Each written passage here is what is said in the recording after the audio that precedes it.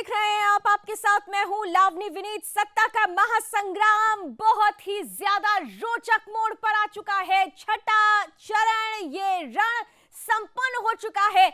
अब आखिरी प्रहार की बारी है। सातवें चरण के लिए अब इंतजार हो रहा है। जो बीते हुए 6 चरण हैं, वो 6 चरण बहुत अलग अलग मोड़ों से होते हुए, अलग अलग दिलचस्प कहानियों को कहते हुए सातवें चरण में उपसंहार लिखने वाले हैं। ये उपसंहार किसके लिए फायदेमंद होगा, किसको नफा नुकसान पहुंचने वाला है, ये सब कुछ अब 10 मार्च को तय हो जाएगा। लेकिन इतना जरूर है, छठा चरण बेहद दिलचस्प, बेहद रोमांचक, बहुत महत्वपूर्ण इस लिहाज से क्योंकि ये वही छठा चरण है जिसमें 2017 में भारतीय जनता पार्टी ने परचम लहरा दिया था। 57 में से 46 सीटों पर दम भरते हुए निर्णायक भूमिका निभाई गई इस चरण में, और इसी के साथ भारतीय जनता पार्टी ने 2017 में एक कहानी बनाई और बड़ी कहानी में बड़ी विजेता बन गए। लेकिन इस बार भी क्या वैसा ही होने वाला है, क्योंकि उत्तर प्रदेश में छठा चरण अब समाप्त हो चुका है। 6 बज चुके हैं, मतदान संपन्न हो चुका है।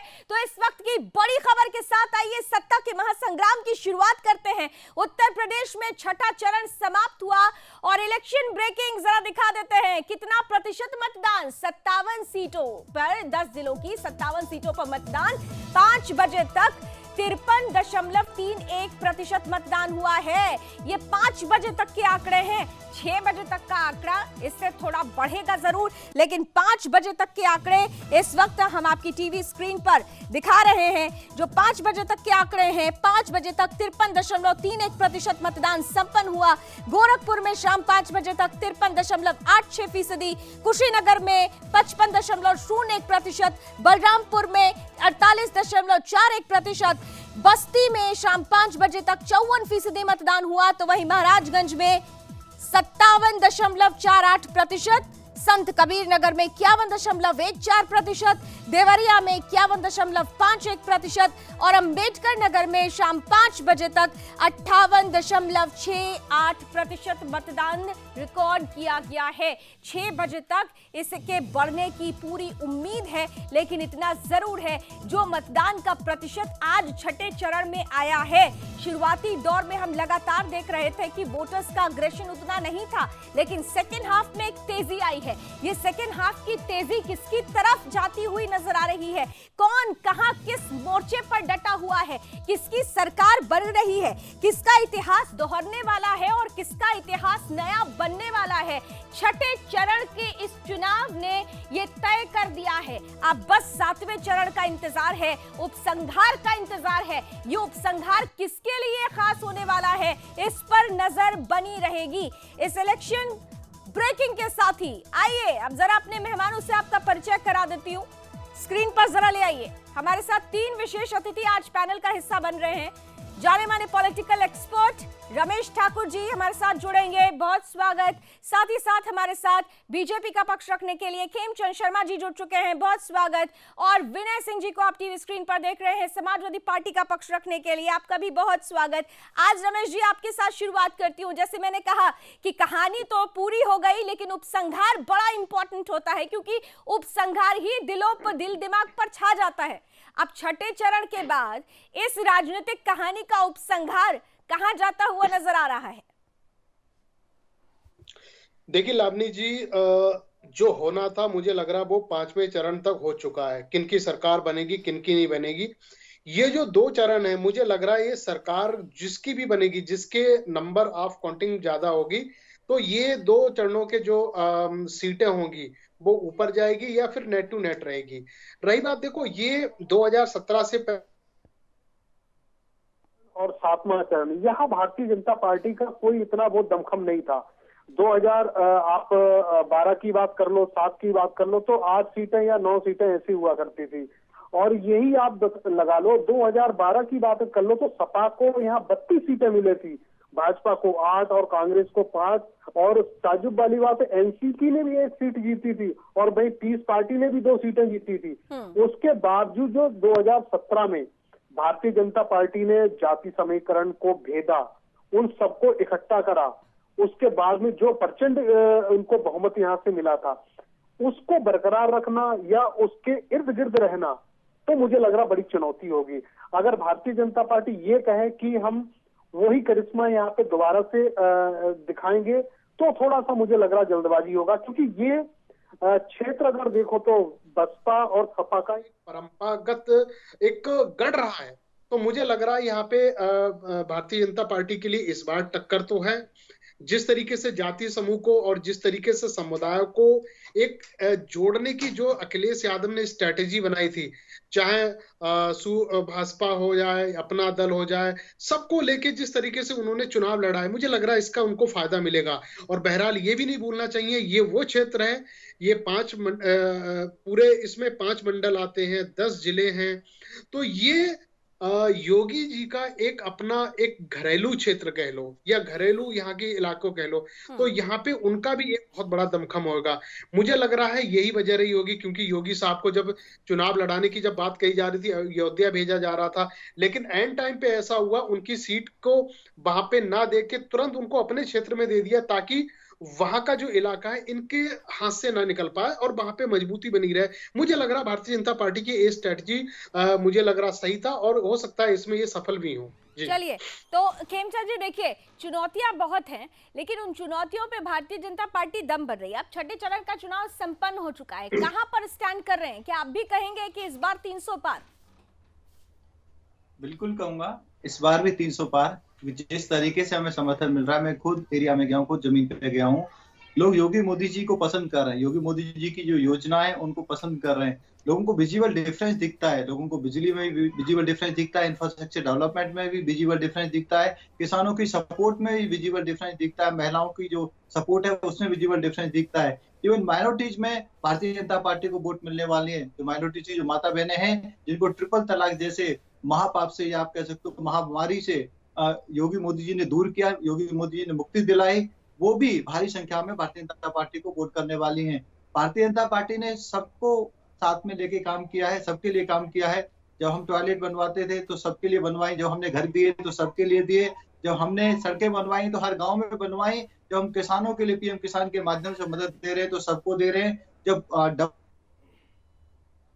ठीक है, खेमचंद जी समेकित विकास की बात कर रहे हैं। मैं खेम जी का कनेक्शन टूट गया है, विनय जी आपके पास आते हो, वो तो दम भर रहे हैं, आप लोग कहाँ स्टैंड कर रहे हैं? कर गया विनय जी यही से नहीं चले गए हैं, ये उत्तर प्रदेश से भी चले गए हैं, कोई दिक्कत नहीं। खेमचंद जी को देख करके लग रहा है कि हताशा निराशा इनके चेहरे से इससे पहले भी आते थे ना, तो थोड़ा सा उत्साह में रहते थे, अब उत्साह कम है। देखिए उत्तर प्रदेश के अंदर जो मैं आपसे बार बार कहता था कि जैसे जैसे चरण आगे बढ़ेगा वैसे वैसे भारतीय जनता पार्टी का सफाया होगा। आज यह रमेश जी कह रहे हैं गोरखपुर की स्थिति बड़ी दयनीय है। रमेश जी आपको बता दें, योगी जी अपने ही सीट पे केवल एक फाइट कर रहे हैं, नहीं तो कोई कर नहीं रहा। इनका पूरा सुपड़ा साफ हो गया। ये यहाँ पर 8 के 8 सीटें 100% आ रहे हैं। एक योगी जी शायद अभी फाइट कर रहे हैं। विनय जी, खेमचंद जी से तो संपर्क टूट गया था, मैं उनसे भी सवाल करने वाली हूँ, उनके पास दोबारा जाएंगे। लेकिन सुनिए विनय जी, पूरा समय आपको, लेकिन सुनिए, ग्राउंड से होकर आ रही हूँ, अभी ग्राउंड से होकर आ रही हूँ, फील्ड पर उतरकर जनता जनार्दन से बात की है मैंने, और उस बात में इतना तो जरूर है, आप अगर ये कहते हैं कि भारतीय जनता पार्टी से जनता को नाराजगी है, तो मैं कुछ हद तक आपसे सहमत हो सकती हूँ। लेकिन अगर आप ये कहते हैं कि योगी आदित्यनाथ से जनता को नाराजगी है, तो मैं आपसे बिल्कुल इत्तेफाक नहीं रखती हूँ, क्योंकि यहाँ पर ग्राउंड पर भारतीय जनता पार्टी से जरूर थोड़ी नाराजगी है, लेकिन योगी का नाम आते ही वो ब्लास्ट कर जाते हैं, सीधे अप पर पहुंच जाते हैं। तो फिर योगी आदित्यनाथ पर तो कोई प्रश्न ही नहीं है, और वैक्यूम बहुत ज्यादा लंबा है। अखिलेश या योगी, ये दो सवाल पूछे थे मैंने, और योगी बहुत आगे हैं। आप इस बात का मतलब समझ रहे हैं? भारतीय जनता पार्टी से नाराजगी है, मैं इस बात से सहमत हूं, लेकिन योगी आदित्यनाथ से नाराजगी नहीं है, और उसी का फायदा मिलने वाला है भारतीय जनता पार्टी को। विनय जी, कहीं कोई फायदा नहीं मिल रहा है, आप लोग गलतफहमी है। योगी जी कहीं गए गोरखपुर की स्थिति खराब है, गोरखपुर में अभी हम अभी क्या कहें, निकलेगा अभी जिन जगह पर देखिएगा अखिलेश यादव भी तो करहल पहुंचे थे, अखिलेश यादव भी तो करहल पहुंचे थे, खेमचंद जी इसका जवाब दे रहे हैं। देखिए ये चॉइस उनकी थी, अखिलेश यादव जी भी करहल पहुंचे थे। हमारा ऑडियो बंद करके आप जो भी बात नहीं, ऑडियो आपका बंद नहीं है, पहले तो क्लियर कर लीजिए आप अपने आप को, कोई ऑडियो बंद नहीं है आपका, पहले आप अपने आप को क्लियर करें कि आपका कोई ऑडियो बंद नहीं है, आपकी पूरी बातें हम तक आ रही हैं, आपका कोई ऑडियो बंद नहीं है, आपका कुछ भी ऑडियो बंद नहीं है, आपकी पूरी आवाज यहां तक आ रही है और आपको पूरा समय भी दिया जा रहा है। लेकिन अगर आप कहते हैं गृह क्षेत्र की बात करते हैं तो हर एक पार्टी के प्रतिनिधि की अपनी चॉइस है, आपने भी करहल चुना था। खेमचंद जी, उनको दवा की आवश्यकता परेशान कर रही है। योगी जी ने हिम्मत दिखा के एक जगह से चुनाव लड़ा है, ना कि अखिलेश जी की तरह दो जगह से। अखिलेश जी डरे हुए थे, उनको पता था कि वो हारने वाले हैं, इसलिए उन्होंने दूसरी जगह जाके चुनाव लड़ा। अरे आप अगर कॉन्फिडेंट होते तो दूसरी जगह से थोड़ी चुनाव लड़ते। भारतीय जनता पार्टी को पूर्ण विश्वास है क्योंकि भारतीय जनता पार्टी ने काम किया है, लोगों के बीच में रही है, लोगों की समस्याओं को सुना है और लोगों की समस्याओं के अनुसार हम लोगों ने काम किया है। इसलिए भारतीय जनता पार्टी पूर्ण रूप से कॉन्फिडेंट है कि हम लोग सत्ता में वापसी कर रहे हैं, अच्छे तरीके से वापसी कर रहे हैं। और जो समाजवादी पार्टी वालों का जो गुंडा राज है वो आज भी लोगों के ध्यान में है, आज भी लोगों को पता है, आज भी लोग याद करके सहम जाते हैं। इस तरीके से गुंडागर्दी होती थी, इस तरीके से आपके यहाँ पे जंगल राज था, लोगों को सारी यादें ताजा है। महंगाई पर देख रहे हैं योगी मोदी जी ने किस तरीके से उत्तर प्रदेश को संभाला है, किस तरीके से उत्तर प्रदेश के डेवलपमेंट में चार चांद लगाए, जिला हॉस्पिटल को इक्विप किया है,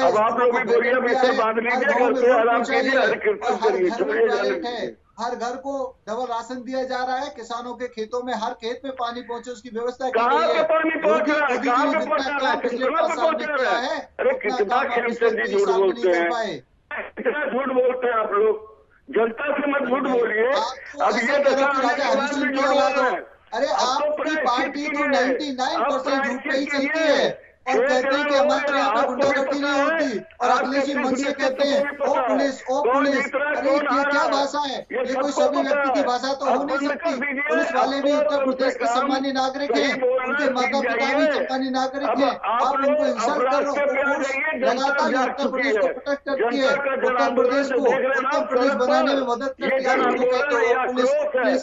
जहाँ भी आपके धरना प्रदर्शन होते हैं वहाँ पब्लिक प्रॉपर्टी को नुकसान पहुँचाते हो, हाथापाई करते हो, ये दिखाता है। भाई कोई नहीं चाहता दंगेबाज, कोई नहीं चाहता गुंडाओं का राज, कोई नहीं चाहता है फिर से कि दंगे हो उत्तर प्रदेश में। सब लोगों को शांति चाहिए, डेवलपमेंट चाहिए। आप दोनों को मौका दिया, मैं फिर आऊंगी आपके पास, मैं फिर आती हूँ आपके पास। ठीक है खेमचंद जी और विनय जी, आप दोनों को आमने सामने कर दिया था, आपको फिर से मौका देती हूँ, लेकिन पहले ठीक है आ रही हूँ विनय जी, आ रही हूँ। ठीक है, आप कह रहे हैं, मुझे पता है आप लोग बहुत उत्साहित हैं, राजनीतिक पार्टियां आखिरी दौर में उत्साह जरूरी भी है, चलिए उत्साह जारी रखिएगा। रमेश ठाकुर जी देखिए, मैं बार बार कहती हूँ परसेप्शन बहुत इंपॉर्टेंट रोल अदा करता है। भारतीय जनता पार्टी लाभार्थी योजना को, लॉ एंड ऑर्डर को लेकर आगे बढ़ रही है। दूसरी पार्टी जो चाहे समाजवादी पार्टी हो, चाहे बहुजन समाज पार्टी हो, वो महंगाई, बेरोजगारी, माफियावाद, इन मुद्दों को भी लेकर आगे बढ़ रहे हैं। खास तौर से जब हम परसेप्शन की बात करते हैं, जब मैं ग्राउंड पर उतरी तो मैंने ये देखा कि लोगों ने लॉन्ग टर्म जो स्ट्रैटेजी है जिसमें लाभार्थी योजना और लॉ एंड ऑर्डर है उसको तरजीह दी है, लेकिन महंगाई और बेरोजगारी जिससे इंस्टेंट रिलीफ की जरूरत थी उसको अगर कहीं से चूक हो गई है तो उसे भी चुनावी मुद्दा बना दिया गया और वही परसेप्शन विपक्ष ने रखने की कोशिश की है। क्या उसका विनय जी रमेश जी आपका नाम नहीं है ना? विनय जी मैं आऊंगी ना आपके पास। विनय सिंह जी आपका नाम रमेश ठाकुर नहीं है ना? मैं आपके पास आऊंगी, जरा 2 मिनट रुकिए, धैर्य रखिए। अगर आप लोग आ रहे हैं तो धैर्य रखिए थोड़ा। रमेश जी, क्या ये परसेप्शन ही विपक्ष को इतना ज्यादा उत्साहित कर रहा है? नहीं, इसमें लावनी जी, इसमें 2 बातें हैं। पहले तो ये है कि आप भी ग्राउंड में जाके आई हैं, किस तरीके से रुझान है। मुझे लगता नहीं कि योगी आदित्यनाथ जी के साथ में गोरखपुर शहर से कोई मुकाबला है, कोई ऐसी उनको दिक्कत नहीं होगी, जीत जाएंगे, ये क्लियर है। दूसरी बात, अब आपने कहा कि जो महंगाई का मुद्दा है, इस तरह की मुद्दा है, ये मुद्दा तो है, लेकिन इस पे भारतीय जनता पार्टी ने क्लियर नहीं करा, साफ नहीं करा कि ये महंगाई क्यों बढ़ी, अगर बढ़ी तो इसको कम कैसे करा जाएगा। ये सारी चीजें हैं, इन मुद्दों पे जनता जवाब चाहती है, नेता जवाब नहीं मांग रहे, जनता जवाब चाहती है। अब हम 6वें चरण की अगर चुनाव सही से अगर समीक्षा करें तो इसमें जब प्रताप सिंह जी हैं, सतीश द्विवेदी जी हैं, अजय लल्लू साहब हैं, माता प्रसाद पांडे हैं, लालजी वर्मा और चंद्रशेखर आजाद, स्वामी मौर्य भी हैं। इन सबकी प्रतिष्ठा मुझे लग रहा दांव पे लगी हुई है। ये चरण मुझे लग रहा लावनी जी ऐसा था, इसमें कम से कम 70% के वोट प्रतिशत होना चाहिए। लेकिन सबसे बड़ी हैरानगी है जो पिछले 2017 में जो चुनाव हुआ था, तो यहाँ पे 56% ऑल ओवर रहा था। लेकिन आज कई जगह पे, कई जिलों में और कई मतदान बूथों पे ये देखने को मिला है, वोटरों की नाराजगी दिखी साफ तौर पे, उनको उदासीनता दिखा, लोग आए नहीं वहां पे। 40-50 तक अगर पहुंच जाए पूरा आंकड़ा, तो मुझे लग रहा है ये बहुत ज्यादा आंकड़ा होगा। ये सबसे बड़ी बात है कि यहाँ पे बम्पर वोटिंग क्यों नहीं हुई, जबकि हर क्षेत्र में 10 जिलों में कहीं ना कहीं एक वीआईपी सीट पे कोई ना कोई मंत्री, संतरी या विधायक लड़ रहा है। तो ये सबसे देखने वाली बात है कि एक जो एवरेज जो मुझे लग रहा मतदान हुआ है, ये कहीं ना कहीं मुझे लग रहा है मौजूदा सरकार को और भारतीय जनता पार्टी के नेताओं को कहीं ना कहीं उनके चेहरे पे शकल लाने की कोशिश कर रहा है। क्योंकि आज हमने देखा जो भी बड़े नेता हैं, भारतीय जनता पार्टी के नेता कोई ज्यादा खुल के नहीं बोल रहा है, खुश नहीं है, उनके चेहरे पे वो चीजें दिखाई नहीं दे रही हैं।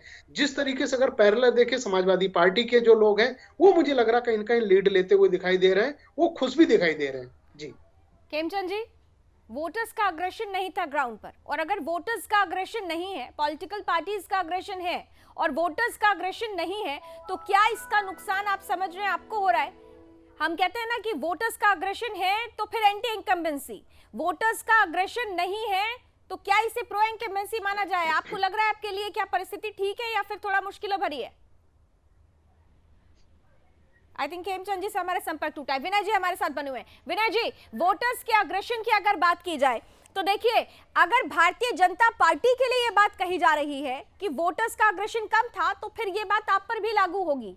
क्या वोटर्स ने आपको भी उसी रूप में देखने की कोशिश की? क्या ये जो प्रतिशत है, अगर कम प्रतिशत भी है, तो क्या इसका फायदा आपको हो रहा है, लग रहा है आपको? जी जी लावनी जी, एक चीज बताएं, क्योंकि भारतीय जनता पार्टी ने बड़े बड़े वादे किया था, लेकिन इन्होंने एक भी वादा पूरा नहीं किया। जनता छली अपने आप को महसूस कर रही है, इसलिए घरों से निकले ही नहीं वोट डालने के लिए, और केवल वही लोग निकले हैं जो इनको हटाना चाहते हैं। इनके जो वोटर थे, जो पहले इनको वोट डाले थे, 70% 60% वोट हुआ था, क्योंकि वो था कि सरकार को हटाना है, तो उन लोगों ने वोट डाला, सारे लोग निकले थे। अब की बार जो भारतीय जनता पार्टी के जो बेस वोटर थे, जो बड़े थे, वो निकले नहीं। इन्होंने कार्यकर्ता से लेकर के इन्होंने जनता को छला है। आज केवल मुद्दों पर वोट डालने के लिए। अगर आप बात करते हैं विनय जी, तो मुझे जरा ये समझा दीजिए, जो बेस वोटर्स होते हैं उनके लिए क्रेडिबिलिटी बहुत मायने रखती है। आप लोगों की तरफ से जो भी चुनावी चेहरे, जो भी उम्मीदवार उतारे गए हैं, वो किसी ना किसी दूसरी पार्टी से आ गए, वो भारतीय जनता पार्टी से भी आ गए, दूसरी जगहों से भी आए, तो जो फेस क्रेडिबिलिटी है उस पर भी सवाल उठता है। तो फिर आपका बेस भी तो हिला हुआ नजर आएगा, क्रेडिबिलिटी का भी तो सवाल होगा। ये कोई पहली बार थोड़ी नहीं होगा। भारतीय जनता पार्टी तो उधार के लोगों से बनी हुई पार्टी है। नहीं तो समाजवादी पार्टी भी तो इस बार उधार के लोगों से बनी हुई है। समाजवादी पार्टी में भी तो इस बार वैसे ही लोग आए हुए हैं। स्वामी प्रसाद मौर्य जो अगर आते हैं तो वो कभी बहुजन समाज पार्टी के चेहरे रहे, कभी भारतीय जनता पार्टी के, आज आपकी साइकिल की सवारी कर रहे हैं। ऐसे बहुत सारे फेसेस हैं। वो कहीं न कहीं समाजवादी विचारधारा, जो दलित, शोषित, वंचित लोग थे, जो उनके साथ अत्याचार हुआ था, वो उससे परेशान, पीड़ित थे, इसलिए वो घूट करके रहे थे भारतीय जनता पार्टी। आप देख रहे थे 200 विधायक धरना पहली बार किसी पार्टी के खिलाफ दिए थे। इस तरह की घूटन हो रही है लोगों के अंदर। या तो आप समझ नहीं पाए, या तो आप उस बात का जवाब नहीं देना चाहते हैं। विश्वसनीयता बहुत बड़ी चीज होती है किसी भी चेहरे के लिए, किसी भी उम्मीदवार के लिए। अगर आपके साथ वो लोग आते हैं जो पहले किसी पार्टी में रहे होते हैं, और आज अगर अपने लाभ के लिए आपके पास आते हैं, जो तो जनता ये बात भी ध्यान में रखेगी। ये बात मैं भारतीय जनता पार्टी से, खेमचंद जी जुड़ रहे हैं, मैं उनसे भी पूछूंगी, लेकिन मैं आपसे इसलिए पूछ रही हूँ क्योंकि इस बार आप लोगों ने, जिसका जिक्र अभी रमेश जी कह रहे थे कि आपने सोशल इंजीनियरिंग की, किन फेसेस पर? मैं इसी का जवाब दे रहा हूँ, जी। क्योंकि भारतीय जनता पार्टी दलित, शोषित, वंचित लोगों के लिए नहीं है, ये उनका शोषण करती रही है।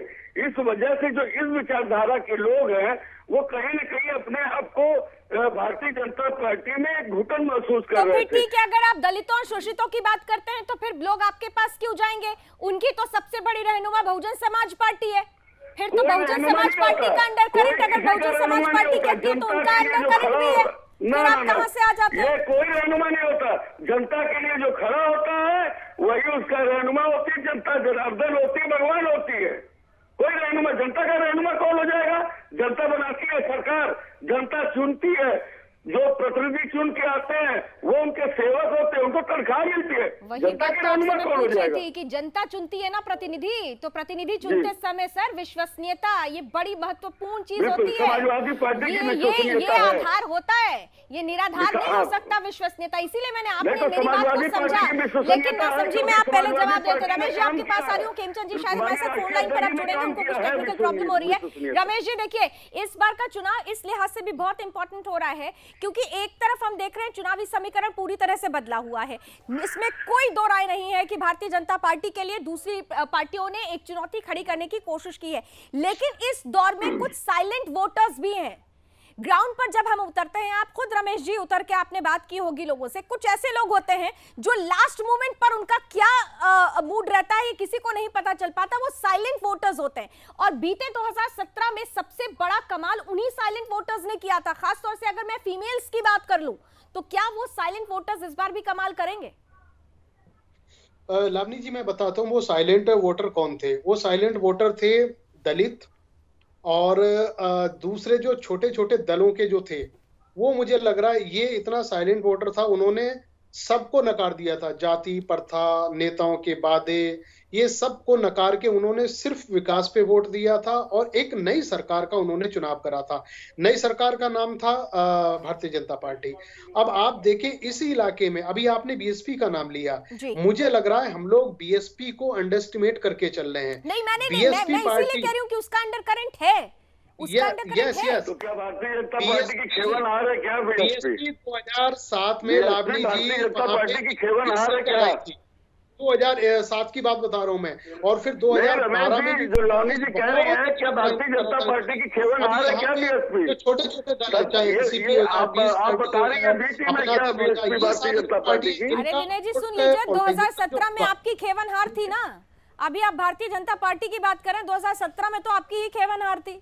अब आप लोगों की राहें अलग हो गई, नहीं तो बुआ बबुआ के साथ साथ हमने बहुत देखा था। राजभर जी भी थे, वो तो राजभर जी भी भारतीय जनता पार्टी के खेवनहार थे, मौर्या जी थे, वर्मा जी थे, बहुत सारे ऐसे लोग हैं, क्या करिएगा उसके लिए? तो मैं वही तो कह रही हूँ, मैं भी तो वही कह रही हूँ कि ये वो लोग थे, लाभ के हिसाब से उन्होंने चयन कर लिया, लाभ के हिसाब से चयन कर लिया ना।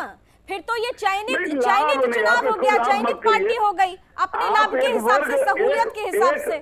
जनता के खिलाफ खड़ी हुई पार्टी है। जनता की जब बात करते हैं ना विनय जी, शोषित है, वंचित है, किसान है, इनके खिलाफ खड़ी हुई है पार्टी है भारतीय जनता पार्टी। ऐसे लोगों को छलती है ये। खेमचंद जी क्या फोन लाइन पर हमारे साथ जुड़ गए?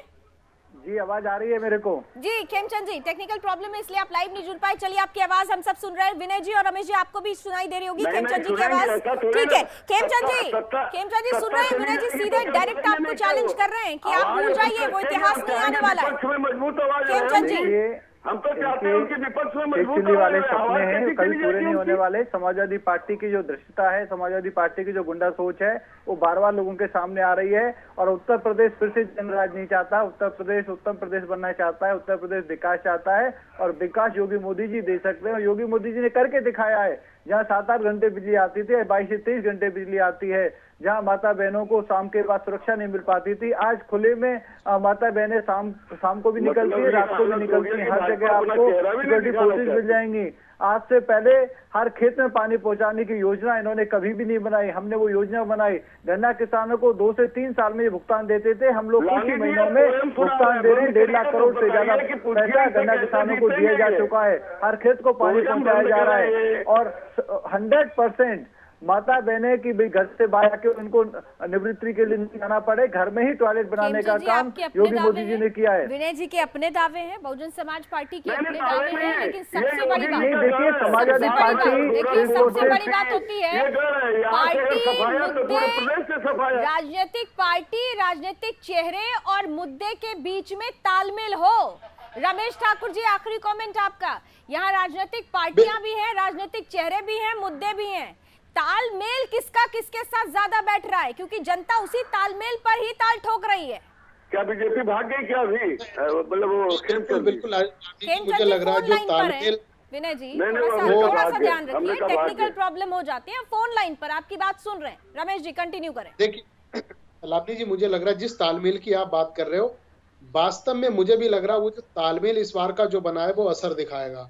10 तारीख का जो रिजल्ट होगा बड़ा अनएक्सपेक्टेड होगा, हमारी सोच से भी ऊपर होगा, क्योंकि इस बार का जो समीकरण मुझे बन रहा है, जो जाति प्रथा 2017 में खत्म की गई थी, इस बार का चुनाव भी जातियों में बट गया है।